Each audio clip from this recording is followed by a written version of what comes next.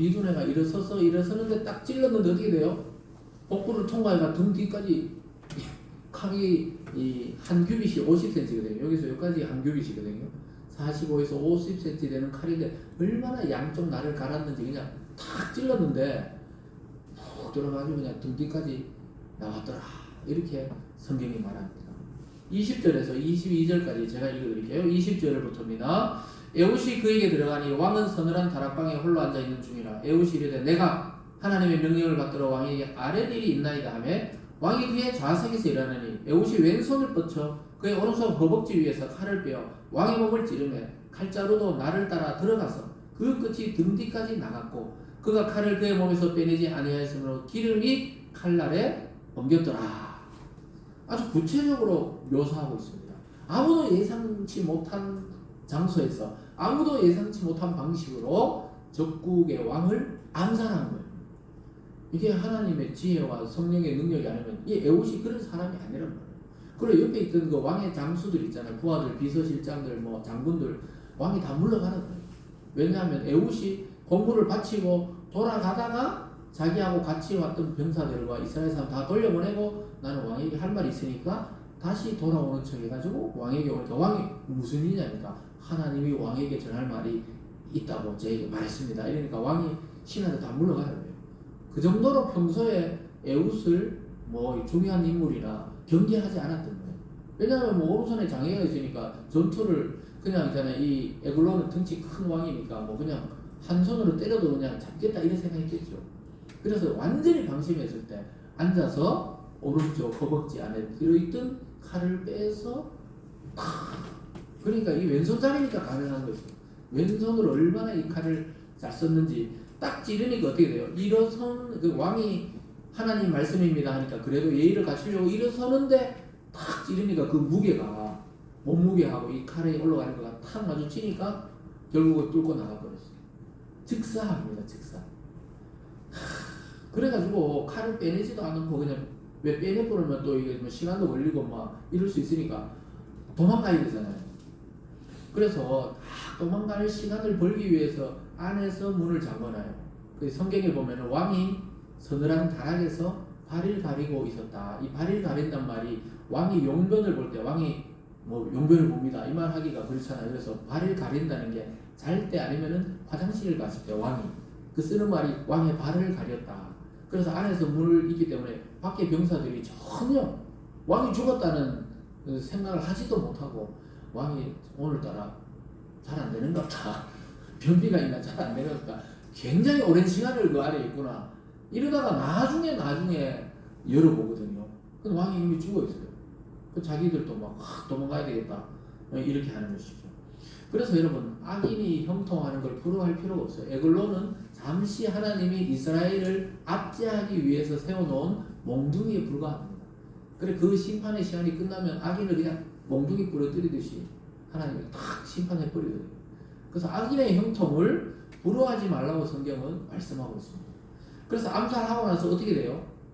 탁 뒷문으로 도망을 엄청나게 빠른 속도로 그러니까 막 100m에 세계 신기록 달릴 정도로 달려야 만약에 군사들이 아는 순간 그대로 추격하면 자기가 죽기 때문에 안에서 왕이 발을 가리는 것처럼 화장실 용변 보는 것처럼 잠궈놓고는 뒷문으로 엄청나게 빠른 속도로 도망가서 이스라엘 군사들 모아가지고 모압을 칩니다. 그러니까 이 지혜가 성령이 임한다는 게 이런 거예요. 자기가 생각지도 못한 장소, 생각지도 못한 방식으로 적을 무찌르고 그러니까 여러분이 생각지 못한 방식으로 하나님이 영감을 주실 때 여러분 문제가 해결될 줄 믿습니다.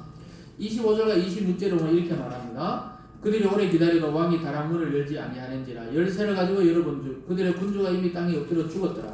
그들이 기다린 동안에 에훗은 피하여 돌 뜨는 곳 지나 스이아로 도망하니라. 여러분 그 많은 신하와 왕이 에훗의 지혜를 따라가지 못해요.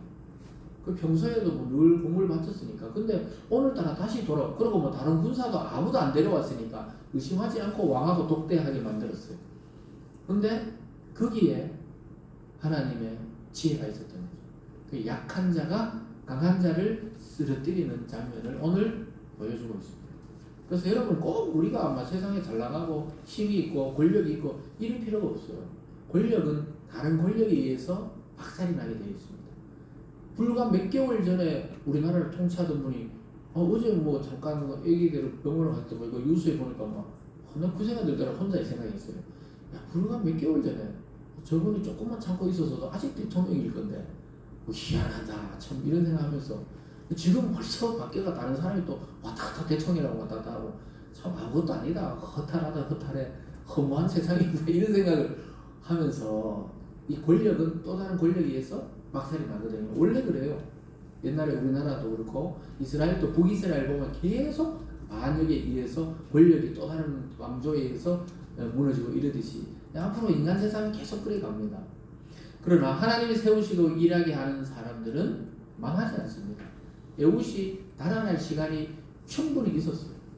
그래서 왕이 오늘따라 변을 너무 오래 본다.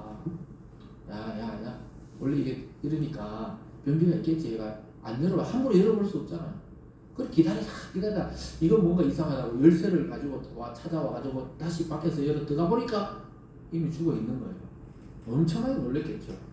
그 다음에 어떻게 됐습니까? 오늘 마지막 세 번째로 결국 에훗을 통해 이스라엘 전체에 승리를 주시고 평화의 시대를 맞이하게 하는 것을 보게 됩니다. 28절 후반절부터 29절까지 보면 이런 말씀이 있어요. 우리가 에훗을 따라 내려가 모압 맞은편 요단강 나루를 장악하여 한 사람도 건너지 못하게 하였고 그때 모압 사람 약 10,000명을 죽였으니 모두 장사여 모두 용사라 한 사람도 도망하지 못하였더라. 이스라엘에서 이 모압 땅으로 건너가려면 요단강을 건너야 되는데 요단강이 평소에 보면 넓지는 않지만 유속이 빠르기 때문에 건너야 되는 나루터가 있거든요. 그러니까 딱 지혜가 있으니까 이미 얘들이 도망가려면 어디로 온다는 걸 알고 요단강까지 딱 나루터에 기다리고 있다가 거기 오는 모압 사람 다 죽여요. 전부 장수고 용사인데 10,000명이 여러분 오늘날 또 10,000명은 많지만 그 당시에 군사가 10,000명이 죽었다면 어마어마한 거거든요. 10,000명 한번 줄 세워보세요. 줄을 세우면 끝없이 서 있거든요.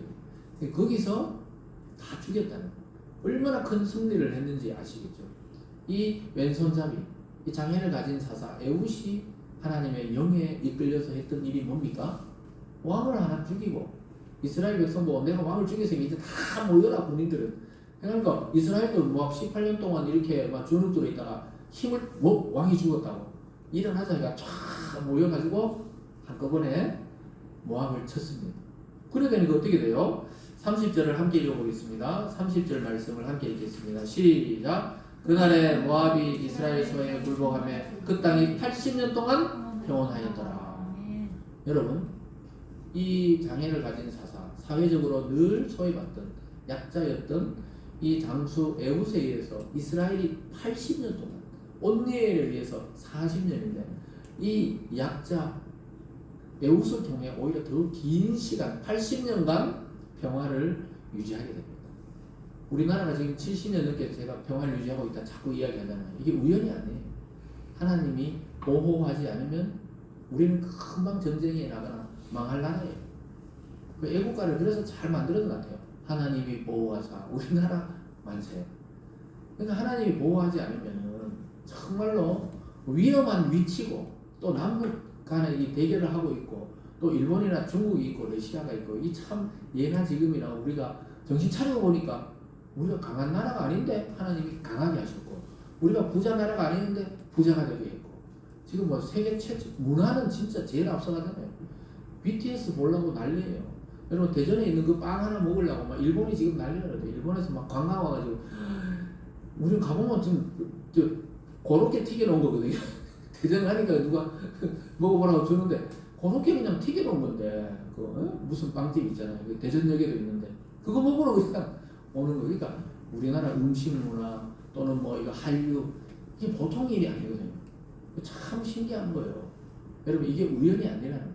지금도 여전히 전혀 이름 없는 교회, 전혀 이름 없는 목회자, 전혀 이름 없는 성도들이 아직도 시간이 되면 기도하러 오고 시간이 되면 예배드리고 시간이 되면 하나님과 또 나라와 통치자를 위해 대통령을 위해 기도하고 국방을 위해 기도하고 이런 영적인 일들이 있기 때문에 우리가 겉으로 보이는 이 육체적인 나라 이 나라도 유지되는 줄 믿으시기 바랍니다. 그러면서 오늘 그냥 끝내도 되는데 한 명을 더 소개하고 있어요. 31절에 보면 이런 말씀이 있습니다. 에훗 후에는 아나세 아들 삼갈이 있어 소모는 막대기로 브레셋 사람 600명을 죽였고 그도 이스라엘을 구원하였더라. 아마 에훗과 거의 같은 시기였던 것 같아요. 에훗 후에 일어 나오지만 같은 시기에 아나세 아들 삼갈이라는 사람이 소모는 막대기니까 이 사람 뭐 하는 사람이에요? 손을 몰면서 농사를 짓거나 목축을 하던 사람이니까 요즘 말로 하면 그냥 목회자가 아니고 그냥 평신 거예요. 평신. 그 사람에게 성령이 임하니까 어떻게 해요?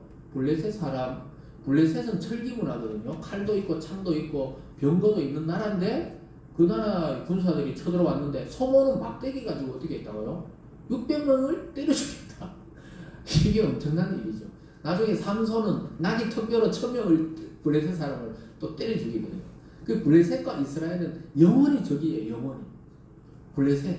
지금 팔레스타인이라는 거 그게 원어가 블레셋에서 나온 말이잖아요. 팔레스타인 지역에 왜 이스라엘과 맨날 지금도 싸우잖아요.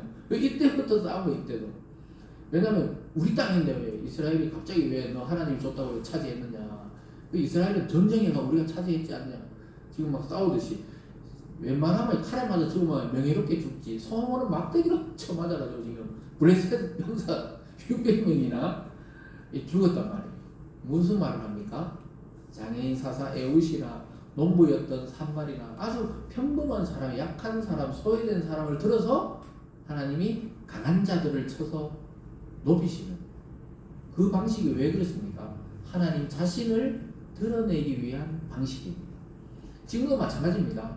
우리나라의 막 큰 교회, 또 뭐 이름만 대면 알만한 목사님, 막 이런 분들을 통해 하나님이 역사하는 것 같지만 사실은 전혀 무명의 교회, 전혀 이름 없는 목회자, 전혀 이름 없는 성도를 들어서 한국교회 부흥을 주시기를 하나님은 기뻐하십니다. 믿습니까?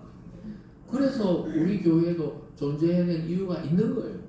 우리가 바로 에훗이고 우리가 바로 삼갈처럼 전혀 드러나지 않지만 여러분 기대하세요. 어느 날 한국교회 앞에 또 이 세계 기독교 앞에 어느 날 이름이 드러날 날이 오는 거예요. 그 소망을 가지고 하는 거예요. 만약에 우리 당대가 아니더라도 나중에 역사가 흘러서 기억하는 자들이 생기게 될 줄 믿습니다. 그래서 그런 소망을 가져야 돼요. 소망을 가지면서 하나님이 하실 일을 기대할 때 우리가 주눅들지도 않고 당당하고 그리고 기뻐하고 또 즐겁게 살아갈 수가 있는 것입니다. 예수님은 갈릴리에 이름 없는 시골 청년이었어요. 그러니까 예루살렘에 올라와서 막 말씀 전하고 성전에서 막 율법을 가리키니까 그 당시에 최고의 대제사장이나 종교인들이 네가 뭔데? 무슨 자격으로 와서 지금 이렇게 율법을 가리키고 사람이 막 병을 고치고 하나님의 아들이라고 지금 막 떠들고 다니느냐? 이렇게 무시할 받을 만큼 약하고 이름 없고 갈릴리에 낯선 선지자가 올라와서 뭐 왜 이렇게 소란스럽게 하느냐 이랬는데 결국 어떻습니까? 그 예수가 전 세계를 새롭게 하고 전 세계에 많은 사람을 구원하는 바로 구주가 되셨다고 성경은 말씀하고 있습니다. 얼마나 약합니까? 그냥 십자가에 못 박으면 못 박혀 돌아가시는 정도로 약한 그런 권세가 없는 분이었어요. 근데 알고 보니 그분이 바로 하나님의 아들이었다는 사실입니다. 우리가 믿고 있는 사사, 우리가 믿고 있는 구원자, 최고의 구원자는 바로 예수님, 최고의 사사는 예수 그리스도인을 믿으시기 바랍니다. 그래서 자랑할 것이 없는 것을 여러분 자랑하시기 바랍니다. 참 이게 역설적인 말인데 여러분 자랑할 게 없잖아요. 자랑할 게 없는 교회, 자랑할 게 없는 목회자, 자랑할 게 없는 성도, 이게 자랑이라니까요. 왜냐? 그래야 우리가 예수를 자랑하고 복음을 자랑하고 하나님을 자랑하는, 그러면서 점점 하나님이 주시는 영적인 영향력을 가지게 됩니다. 여러분 오늘 말씀을 잘 묵상하시면서 내가 지금 약하지만, 내가 지금 사람들이 전혀 관심을 안 두는 그런 존재일지라도 하나님이 지금 여러분을 눈여겨보고 있다는 사실을 기억하시면서 저와 여러분의 삶을 통해 가정과 교회와 이 땅의 영적인 부흥을 일으키는 인생과 삶이 되기를 주님의 이름으로 축원합니다. 기도하겠습니다. 사랑의 하나님 아버지 감사드립니다. 오늘 전혀 알아주지 않던 장수 에훗에게 하나님의 성령이 임하면서 이스라엘을 구원하는 사사가 되었고 그를 통해 결국 모압 왕을 암살하고 승리하고 80년의 평화를 주셨습니다.